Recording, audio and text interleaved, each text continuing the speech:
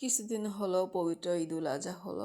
আর এই পবিত্র ঈদুল আজহা উপলক্ষে আমরা শ্বশুরবাড়িতে বেড়াতে গেছিলাম ঈদে। তো ঈদে আমার শ্বশুরবাড়িতে রান্না বান্না আপনাদের কাছে শেয়ার করছি। তো গরুর যেহেতু কুরবানি দেওয়া ছিল, গরুর মাংস রান্না করা হয়েছে, আর ছোলার ডাল দিয়ে দেখতে পাচ্ছেন ডিম রান্না করা হয়েছে, আর খড়ি বা লাকড়ির চুলায় রান্না দেখতেও যেমন ভালো লাগে, খেতেও তেমন খুবই সুস্বাদু হয় এবং শরীরে কোনো ট্রাবল হয় না। তো কারা কারা খড়ির চুলা খেতে পছন্দ করেন। আর এই যে আমি পোলাও রান্না করছিলাম। তো পোলাও রান্নাটাও খুবই আলহামদুলিল্লাহ ভালো হয়েছিল।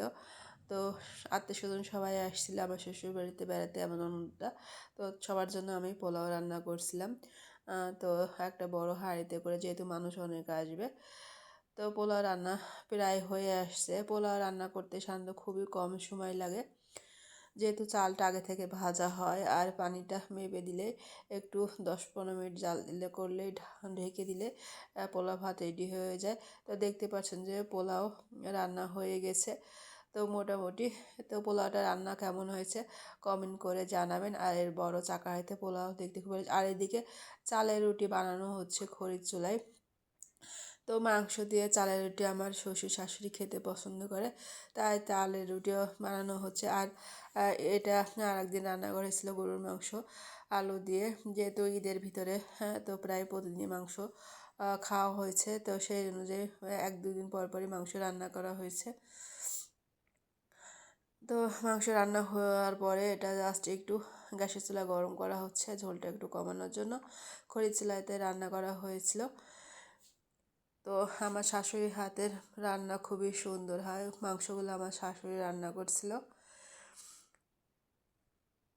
তো আপনাদের কেমন লেগেছে কমেন্ট করে জানাবেন।